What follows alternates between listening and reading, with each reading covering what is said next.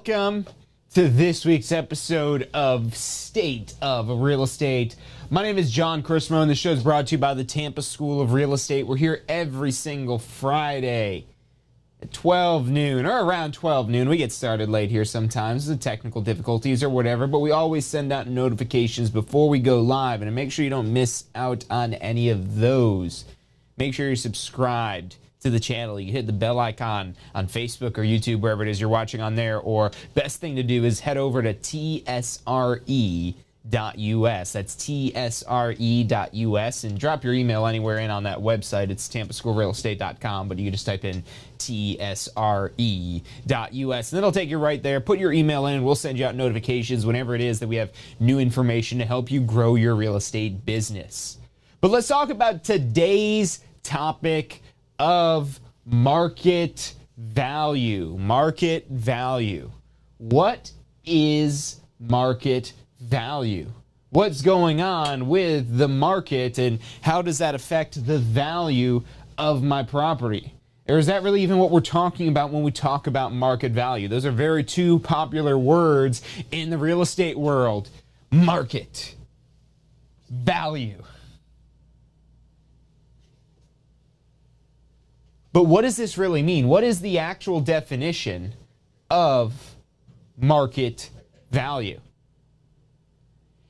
And so that's what we're going to be covering today on this week's episode of State of Real Estate. We are live here on Facebook, on YouTube, wherever it is that you may be tuning in to watch us. Maybe you're on our Success Center at tampaschoolofrealestate.com.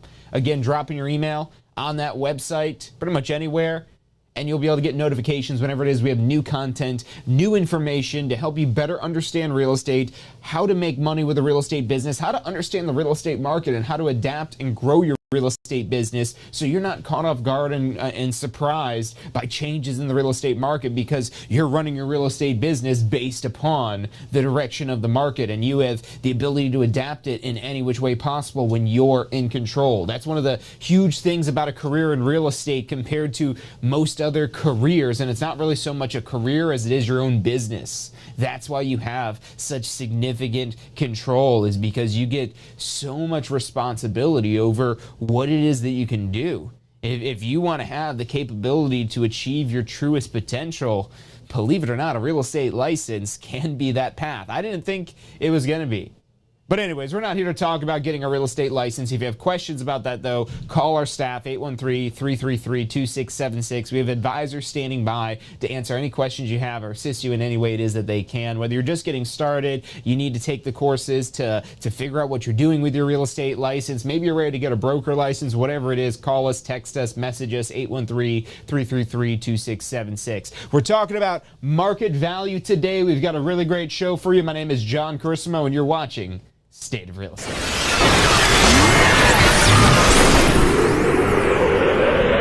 You are watching State of Real Estate.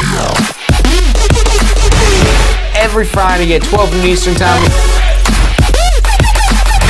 Grow your real estate business. You're watching State of Real Estate.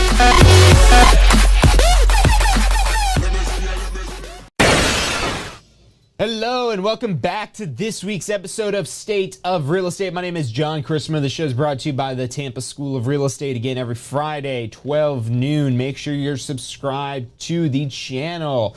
And we are live here, so if you have questions or anything like that about anything, drop that in the chat here. Thanks for tuning in, Elizabeth. And what I would say is call the office, because we also have live streaming options as well as a bunch of different classroom options. We actually have some new locations it is that we're opening up for classroom options, as well as being able to bring the classroom to you through a virtual live stream instructor-led class. So that's a lot different than a lot of the typical online courses. And we also have a self-guided program. So there's a lot of different platforms and options we have. But again, we're not here to talk about getting a real estate license. So give our office a call. They could talk about transferring the course over or anything like that. 813-333-2676. And same phone number for anyone else that's interested in taking this step further, taking those next steps to get things going. So what we're here to talk about, again, is market value. And there's a very simple definition of market value. If we're going to make it as simple as we possibly can, it's this: the most probable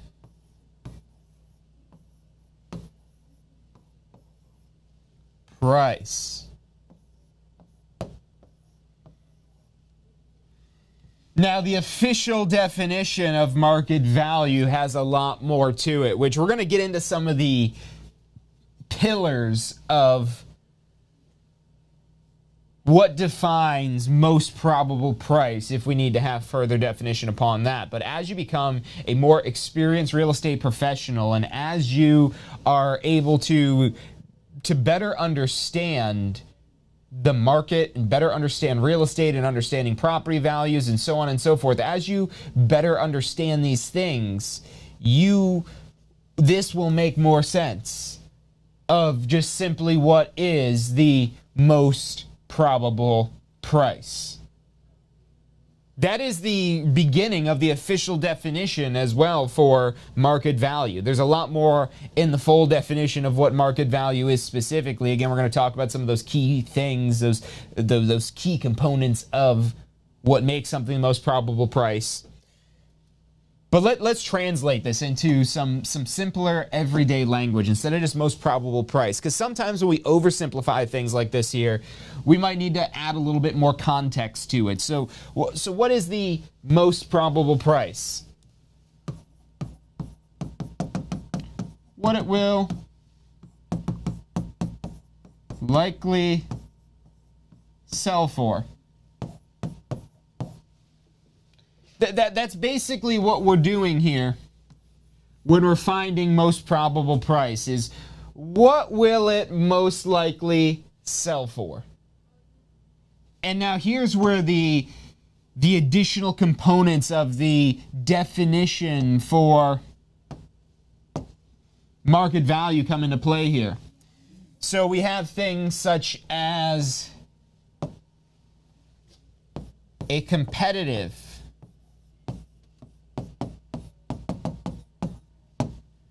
and open market.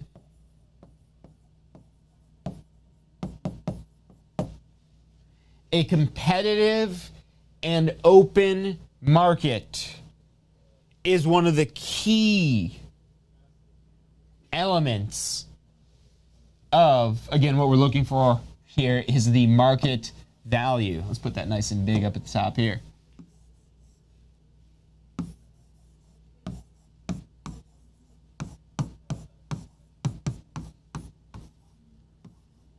And again, the market value, we find the market value by finding the most probable price, what a property will likely sell for. Well, how do we define what it'll likely sell for? Well, it has to be in a competitive open market. So competitive open market, buyer and seller acting prudently and knowledgeably. And this is almost word for word what the exact definition is, but the official definition of what market value is, they chose the words very well. And again, these key components, so competitive and open market, buyer and seller acting prudently and knowledgeably.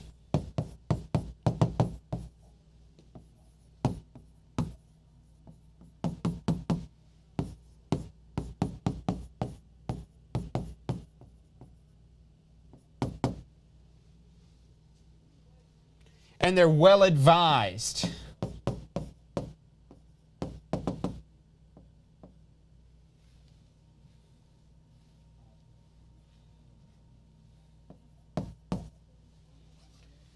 So they've got a real estate professional as well as a whole team of professionals to ensure that they're acting prudently and knowledgeably, that they are well advised, that they're making a good decision, and that this transaction is not affected by undue stimulus. No undue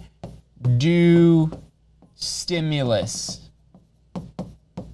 What is an undue stimulus? Well, stimulus, something that's boosting the price. That's the stimulus, increasing the price. Or it also could be decreasing the price. I guess we could stimulate the price down. That's maybe not the best term for it, but same idea, that we're somehow there's undue, uncalled for, unnecessary stimulus to the value. And so when you're trying to establish the market value, which we'll touch on how we do that, primarily using the sales comparison approach, because that's typically what is going to be your best indicator of the market value, depending on the situation. Sometimes it's not always the best, but 99% of the time, sales comparison approach is always going to be your best if you can have comparable sales. Pretty much anytime you have comparable sales, that's probably the only time you'd really use anything different, unless it's an investment property. Then there's maybe some other calculations you would use to determine the value. But that's the thing. Market value is not necessarily the same as investment value. Investment value is going to depend upon the investor, and the investment value is not what it'll likely sell for. It's what that investor sees as a return on their investing goals. And that could be flipping real estate, that could be buying and holding it, it could be the BRRRR strategy, where it's kind of the hybrid of the two, where you're buying property, you're renovating it, you're renting it, and you're refinancing it, and you're repeating that process. So there's so many different interpretations of the value of the property. We're just talking about the market value, which again, this is primarily related to what it will sell for. What it'll sell for, that's what we're looking at with market value. Because again, based upon an investor's goals, despite what a property might sell for, it might be a great investment one way or the other, without getting into specifics of a particular investor. But that's, again, not market value. That would be investment value, and that can vary based upon who the investor is. But when we're talking about what it'll sell for, and the key part of it being a competitive and open market, is that there are many people that possibly could be interested in this potential property. Now, things like it being overpriced could make them not interested in the property. Things such as it being in poor condition could make them not interested in the property, and things like that. So that's stuff it is that we have to weigh in, is how big is the market for this property? And is it even a competitive market? Because if you've got something to sell that is not a hot commodity, it can be a more competitive market. Because not necessarily because everyone thinks that, that's one of the things that we hear, oh, there's a lot of realtors. There's so many realtors out there. Isn't there so much competition? No, because everyone needs a place to live. Where there is competition is when you're dealing in more specific property types. And there's more of those, there's not as many of those available, so you have to compete more in order to get your property sold, because there's a more limited market. If we're just talking about residential real estate, literally everyone needs a place to live, either to buy or rent. And then a lot of times those same people that are buying or renting their own place are also buying and renting out investment properties as well. Or they're investing in entities that are investing in real estate. The real estate investment trusts and all that type of stuff. But we're not here to, again, talk about investment value. We're talking about sales value, market value. And again, you got to weigh in, who is the audience for purchasing a property? Because if there's a limited audience, well, that's going to be a more difficult market to sell in. That's not going to be a very competitive market, and that's going to be difficult. Because if you have a competitive market, competition drives business. Competition drives innovation. So when there's not competition, it's actually more difficult. So that's why one of the key components of market value is it's a competitive market. Because if it's not competitive, well, it's a lot harder to establish value, and it's a lot harder to get deals done. Deals move slower when they're not as competitive. Commercial real estate is a far less competitive field than residential real estate. And if you're a commercial real estate agent tuning into this, you might say, well, no, there's tons of competition in commercial. I agree. There's way more competition in residential. But that's because there's so much more business in residential. And there's such a limited amount of clientele for commercial real estate. And you might say, no, there's so many people. Exactly, yes, there's so many people that need the commercial real estate. But take that number of people that need commercial real estate, multiply it by, 100, 1,000, and that's how many people need residential real estate, because everyone needs a place to live. Not everyone needs some sort of commercial real estate or anything like that. So you have a more limited market. When there's less people, when there's less demand, it's harder to sell. So again, competition creates value. Acting prudently and knowledgeably. This is really one of the big things that creates the opportunity for real estate professionals here. Because most people need advising. Most people will not be able to act prudently and knowledgeably on their own. They will need to be well advised. And there's no undue stimulus portion of it here. This is more so when we're trying to understand the value and we're looking at the market for this particular type of property and we see something that didn't sell. So we're going to talk more about this undue stimulus one. Let's leave that off here for now because that has to more come down to when you're actually finding the property values. But just to give you a quick preview on this, if there's something artificially inflating or deflating the price, that's what we would call an undue stimulus. And, this again is something more it is that we're having to account for after the fact. Just like we're trying to also account for, well, why did something sell for less? Were they not acting prudently and knowledgeably? Was this not a competitive and open market? What was the potential issue? And that's what we have to ask ourselves when we're trying to come up with the market value for a particular property. But again, this is something that could change, that goes up, that goes down. I mean, you go on these websites like Zillow or whatever website it is that gives some sort of automated valuation. And if this goes up, it might be a day and it might go down a day. I mean, they make it look like the stock market. I don't think real estate values are really changing that often, but it's being calculated that often. It's being recalculated based on new data. And every day there's properties that are sold. So in theory, every day your property value could change slightly. It might be hard to get exactly nailed down how much it changes in a small period of time, but when you look at this over a large period of time, that's where you can really track a lot of these changes here. And this is something extremely important for you to understand as a real estate professional, because this is one of the key things that you need to understand to be able to work with sellers. And working with sellers could make you 3 times more efficient. If you've seen any of the recent episodes we've done on listings and working with sellers and listing agreements. Working with sellers and working with listings can be a huge opportunity to grow your real estate business because you could work with 3 times the amount of sellers in the time it takes to work with a buyer. But if you don't understand this concept of market value, you're going to have a hard time winning sellers. Because sellers want an agent listing their property that has a firm understanding of the market and the value of their property. And put those together, that gives you the market value of a particular property. So we're going to talk more about how you'd come up with like a CMA using the sales comparison approach. We're not going to get super into the technical details on this, so a very kind of high level overview of this. But even if you've done CMAs before, a lot of times these basic fundamental principles, just getting brushed up on them can really, shed a brand new perspective on how it is that you look at, coming up with the values. And that's the benefit of constantly training. There's no limit, there's no end to the amount of breakthroughs it is that you could possibly get by growing and developing your knowledge as it relates to real estate.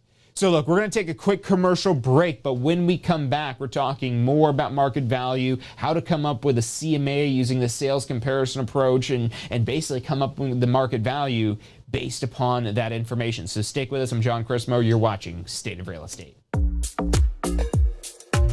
So you just got your real estate license. How can you jumpstart your real estate business? The number one thing you should do before you do anything else is post-licensing. Now look, this is already a requirement, so you're gonna have to do it anyways, but here's why you wanna do it early. The sooner you do post-licensing, the sooner you're gonna learn the real world concepts in post-licensing that will help you create a business plan, that'll help you plan for your success in real estate. Post-licensing is all about real world topics that are usable, that'll help you grow your real estate business. And at Tampa School of Real Estate, we have the best post-licensing courses around. Find out more about how post-licensing can help you jumpstart your real estate career. Go to postflorida.com.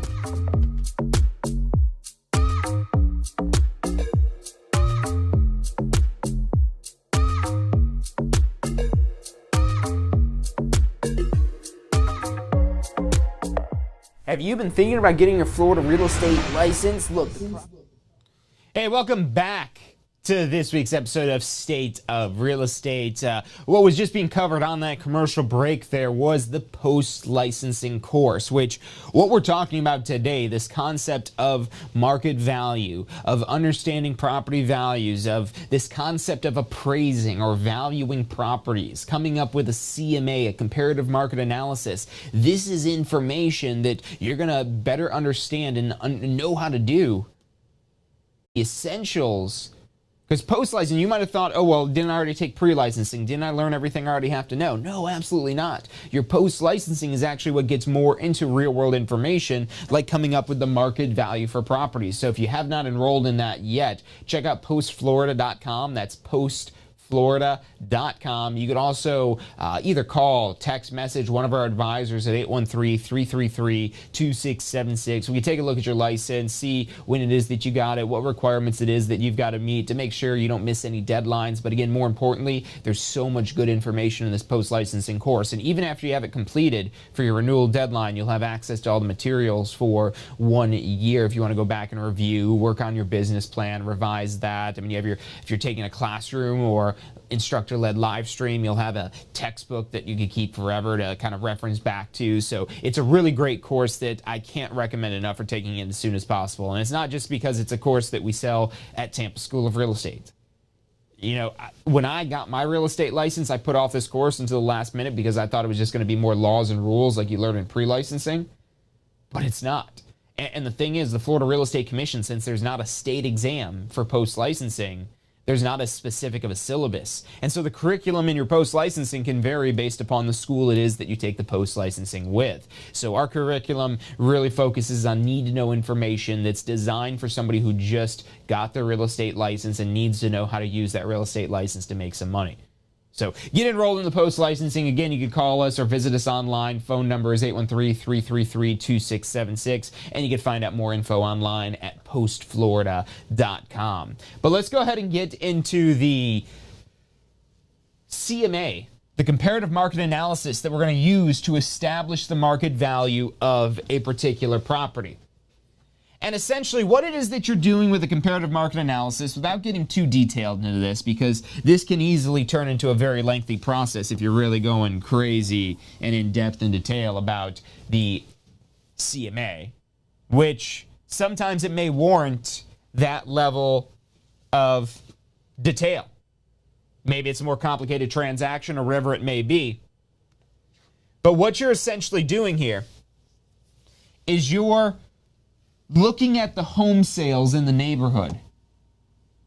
So let's lay out on this number line here. Let's say that we've got our low dollar amount here, high dollar amount up here. And in this neighborhood where our subject property is, we look at these other homes that have sold.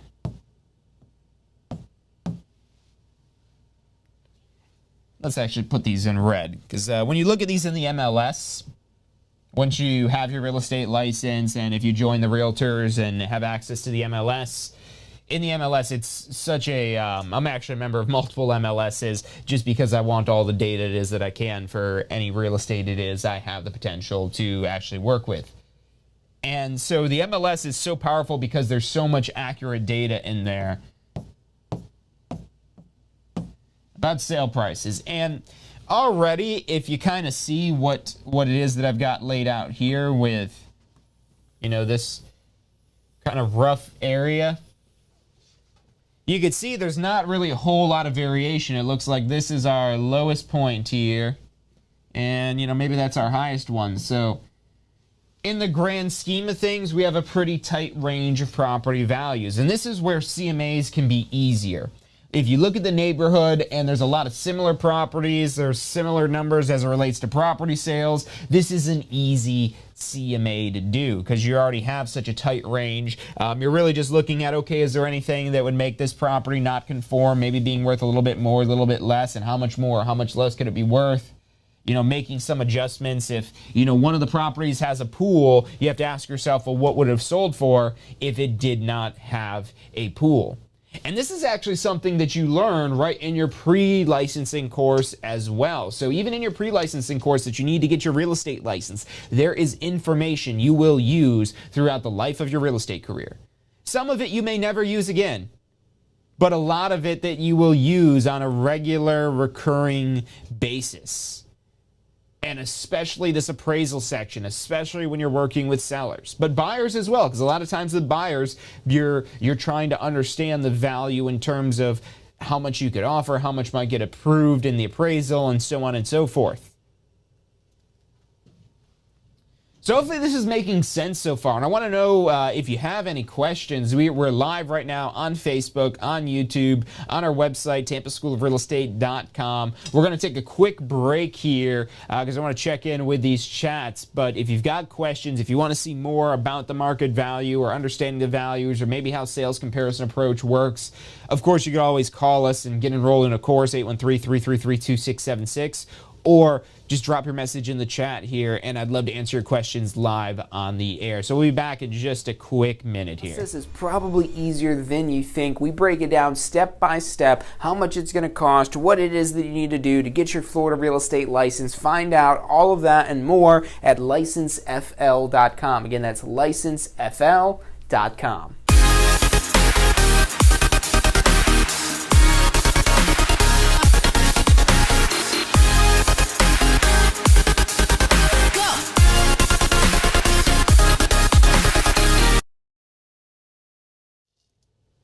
Hey, welcome back to this week's episode of State of Real Estate. I'm John Christma. The show's brought to you by the Tampa School of Real Estate every Friday, 12 noon Eastern Time. Make sure you hit that bell icon if you're watching on Facebook or YouTube, or drop in your email at tampaschoolofrealestate.com to make sure you don't miss out on any of this information. And so what we've been talking about here is this whole concept of market value. And when you already see a tight range of property values, you already have an idea, okay, our market value is somewhere in here.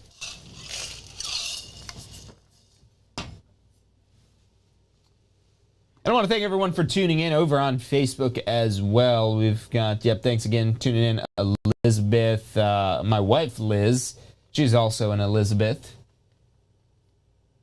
Good to see her on here. She loves to tune into these. She's watched enough of these that she's finally got a real estate license. We've been together for quite a few years now, but she got her license last year and has already had her first listing, already had her first closing, already had her first commission, and she's still just doing this part-time because she loves her day job. But having the flexibility and the freedom and the ability to have an additional stream of income, it's amazing how much more peace of mind it is you will have the more streams of income it is that you have. And so you might have a great job it is that you love during the day, but you might want to have something else on the side, some other way it is you can make more money, some way it is that you could figure out how to pay for gasoline. Hopefully these gas prices don't go any much higher. I'm already having to deal with swiping my card multiple times.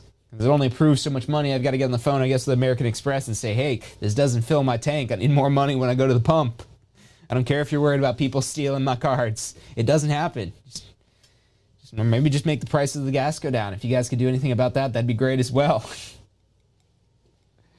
But yeah, when you have unexpected expenses come up, whether it be gasoline, it could be, medical expenses that, something unexpected happens or anything like that.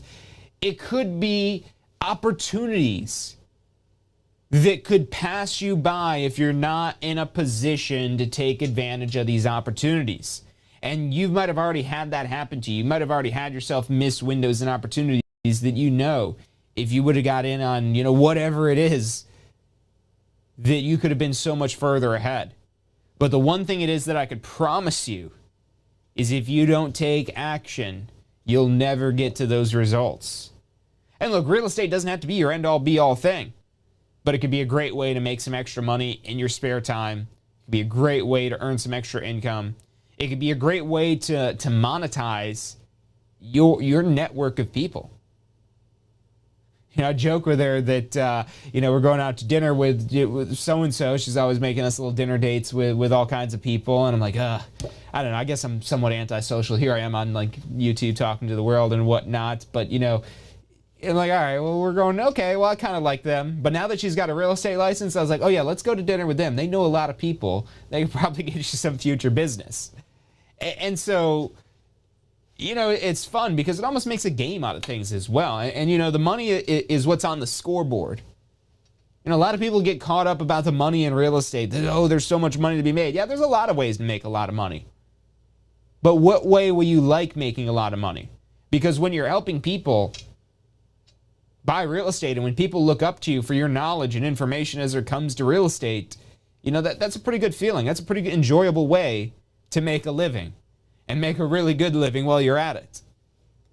And again, you could dial in how much of that it is that you want, how much it is that you want to do that just part-time on the side, even if you're just doing this from a referral basis where you're just referring business out to other agents to actually do this work and you just earn some sort of referral fee. You do need a real estate license in order to do that. But welcome in Sunset Mike as well. How do you lock in an interest rate? Talk to a lender. So usually you have to have an actual application in, and then there's only so many days that interest rate is locked in for. So talk to the lender because it could vary based upon who the lender it is that you're dealing with there. But that's a great example of a question it is you could potentially get from a client. And look, here's the thing. As a real estate professional, you're not a mortgage loan originator, but it is your job to know who the mortgage loan originator is, what their job is, and overseeing the communication and the transaction to make sure everything is going smoothly and according to plan. Because as the real estate professional, it's your job to be the CEO of the transaction, to be the team leader of the team that is there to get this transaction done. And when I say the team, I mean the title company, I mean the lenders, the appraisers, the inspectors, the underwriters, the whoever it is that has their hands in this deal that could potentially slow it down.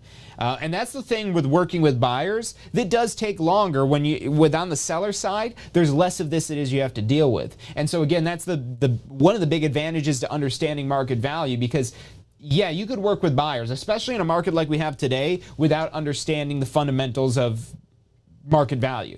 Because, the crazy part about the market it is we have today is the market value might say this, but it might have offers just way above what that market value actually is.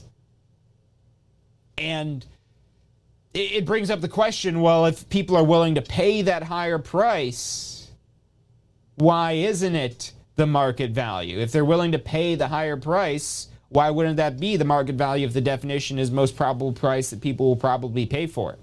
Well, and that's because in Florida especially, there is some undue stimulus going on right now. And not necessarily that it's undue, so maybe undue is a bad term for it, but there's atypical, meaning not normal, levels of juxtaposition. I hate using big words like that, because I hate it when people use big words and like, what do they mean? Why do they got to say something like juxtaposition? So when you have just such differing levels of supply and demand, so Florida is such an in-demand place right now. Florida is the place to be. And it's always been the place to be, but it's even more so the place to be right now. And there's a lot of factors that's driving undue stimulus, that we have an atypical, abnormal market, but that's because so many people want to live here. And as long as that continues, that will also continue. Now, you see that slow down, that's where you'll see prices correct. Not necessarily have like a massive crash. Everybody always likes to ask that question of, oh, what's going on with the market? When's the market going to crash? It's not at least in Florida. We might hit some turbulence. The market always has turbulence, but very rarely do planes crash. As a matter of fact, there's probably more plane crashes than there are market crashes. But when you think of how many safe flights that just hit a little bit of turbulence out there, there's a lot of flights that hit turbulence. Very rarely do they ever crash. So don't expect the market to crash. If you're someone, waiting to purchase real estate, I bet you wish you weren't waiting 2 years ago when you said you're going to wait. Because I know people, myself included, I wish I bought more real estate when it was cheaper. I wish I bought more real estate before I knew that 2020 was going to happen and all of a sudden Florida would be even more of a place to be than it was before. I wish I would have bought more. And it's going to continue to go up. And you might be looking at this 5 years from now, looking back at now saying, I wish I would have bought more.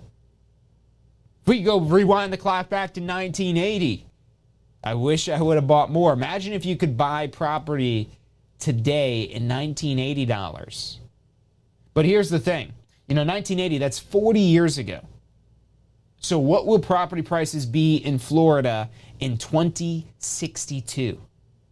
What will property prices be in Florida in 2062? In 40 years from today, how much appreciation is going to occur? Maybe just in 20 years from today. You go rewind back. So our headquarters here for Tampa School of Real Estate, we're headquartered out of New Tampa. And for example, I was just looking at a property the other day that in 2000, so 20 years ago, just a little over, like 21 years ago basically, I think it was 2001 was the exact date. So just about 20 years ago, this property was sold, new construction, for about $160,000.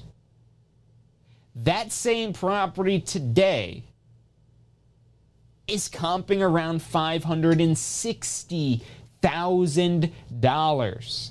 Let's do that math. Let's do that math. And this is just one statistic I have in my head from a very real property I was looking at just the other day, just to get a gauge on the significance of how much real estate can change over time. And if we drew out this whole graph, 20 years of time, there was a big dip in 2008. But, we compare where real estate was then to where real estate is now, and it has surpassed what has gone on in previous markets. So, like I said, I think it was 2001 that this property, and it was sold from the builder at, let's say, about $160,000.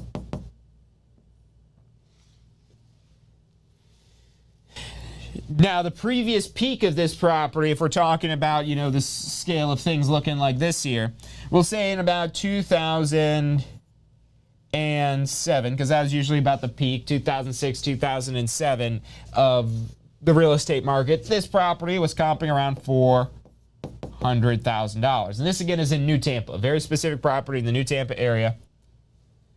So that's a pretty significant jump. But let's plot out another point. Because today, in 2022, this same property, like I said, $560,000. $400,000 more. And let's do the math on this increase here. And I mean in terms of percentage here of going up,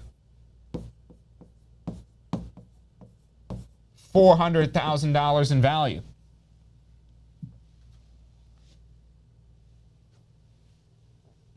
So if we have $400,000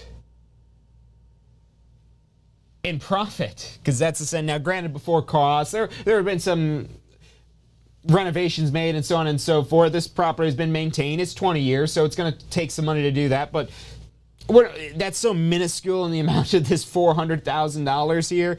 Maybe it's 10% of that. Maybe it's like 40 grand. But let's just leave it at 400,000. Just let's see gross what the percentage of change is from this $160,000. 250%. 250%. There we go. 250% return over 20 years. Go to your bank. Go to your bank, go ask your 401k people, go ask your IRA people, go ask whoever it is that manages your money how you could have 250% more of your money 20 years from now. 250% more. Tell them to show you the math. Show the examples, show the case studies. And sure, there's people that get rich off of Bitcoin or some sort of stock or whatever it is. But this isn't atypical. This is a very average property, which is why I'm using this as an example, because this fits the mold of everything in this new Tampa area surrounding our office here, of this appreciation. Now, if you want to know the reality of what this looks like in property values here, you know, it went all the way up to this $400,000 here in 2007, and then maybe went down to, let's say about 2010 was usually about the low point for most of the market. In the Tampa Bay area, at least. Tampa was actually one of the hardest hit. Tampa, Phoenix, Arizona, and Las Vegas were the hardest hit markets in the 2008-2010 period. And specifically Tampa, as well as the rest of Florida, but specifically Tampa, has done so much to build resilience and rebound from all of this here. So while there was, because I think this property probably went down to maybe about $200,000 and maybe 200, maybe 250. I don't think it was really ever below 250 for this one. We'll say 250, which is not 400, so it's not nearly as good. So yeah, it went back down here, and actually it's probably a sharper drop because that was a crazy thing that happened. Let's see, where's 250? Probably right about there. And then it took a while to get things going, but then as of late, and this is not to scale at all, so don't treat this like an actual computer-generated drawing. Actually looks pretty decent. That actually looks pretty much what had happened. And so the thing is, real estate always goes up. Real estate always goes up. That's why I had this red line up here. A lot of people get scared about this little part here, and they're like, oh, wow, it's like a roller coaster. And no, it's because this is not typical.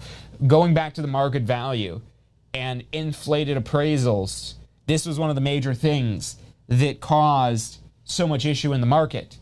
And that's the thing that gets in the way of the concept of market value in the market that we have today. Is the market value is what it'll probably sell for, but in a more normal market, not in a market like we have today. And that's one of the conditions of this whole concept. And that's why people have issues with properties not appraising for value, because the Uniform Standards of Professional Appraisal Practice, all the Dodd-Frank, all the extra regulation that was put in place after this year, there was so much on it that is really limiting what appraisers can do in terms of market value, because it has to conform more to a typical market. And so even though there are people willing to pay more, the only people that can pay more are the ones that are willing to pay more and able to pay more out of pocket, where they're paying cash on top of what they're financing, on top of their down payment. They have to have a higher down payment because they have to put more cash out of pocket because the loan will only be for so much. And now when you take that into account, the market value is actually less, because all of these people trying to bid these higher prices are doing it contingent upon the loan approving, which if that loan doesn't approve, well, they're not actually able to buy, and it will not actually sell for that price.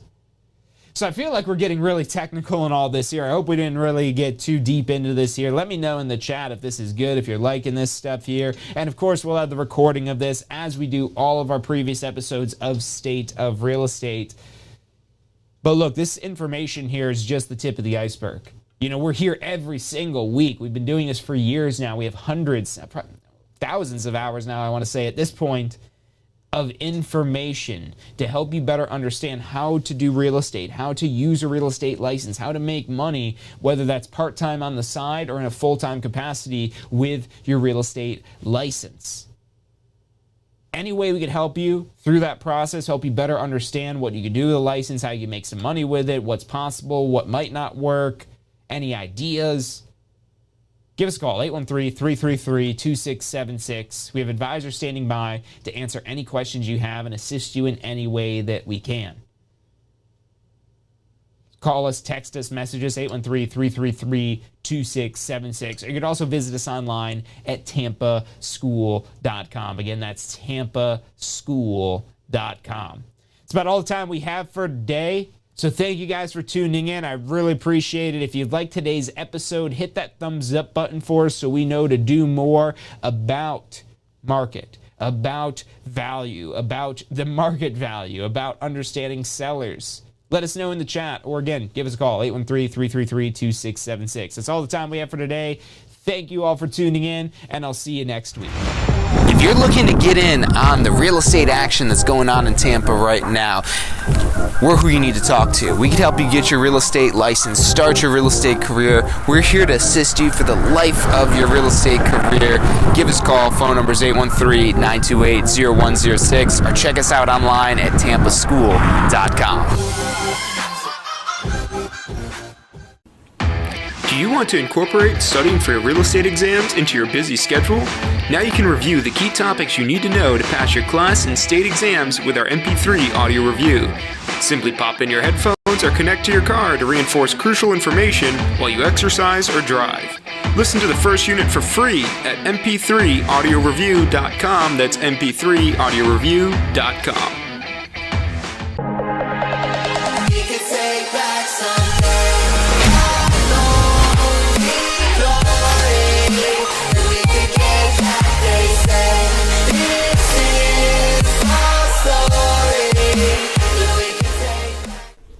Hey, if you're enjoying the show today, which I'm sure you are, be sure to hit like, subscribe, post your comments, share with your friends and family.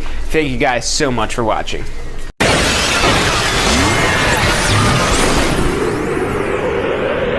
You are watching State of Real Estate. Every Friday at 12 noon Eastern Time. Grow your real estate business. You're watching State of Real Estate.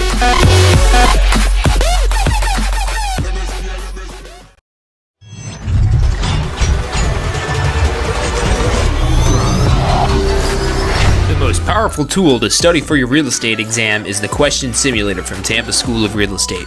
We've used our years of experience in preparing students for the Florida real estate exam to bring you the most powerful exam study tool available. In the Question Simulator, you'll be able to go directly to a particular unit so you can focus on the sections where you need the most practice. We have also included the percentages of each unit so you know which units are the most important for your real estate exam. Every question will immediately give you detailed feedback, which is almost always more important than the question or the answer themselves. After completing all the questions in a particular unit, you can go through question by question and review any that you've gotten wrong. You could also print out a report at the end of each quiz. The Question Simulator from Tampa School of Real Estate is 100% mobile compatible, so you can practice with test questions anywhere you have your phone with you. Enroll now at questionsimulator.com and get ready to pass your exam.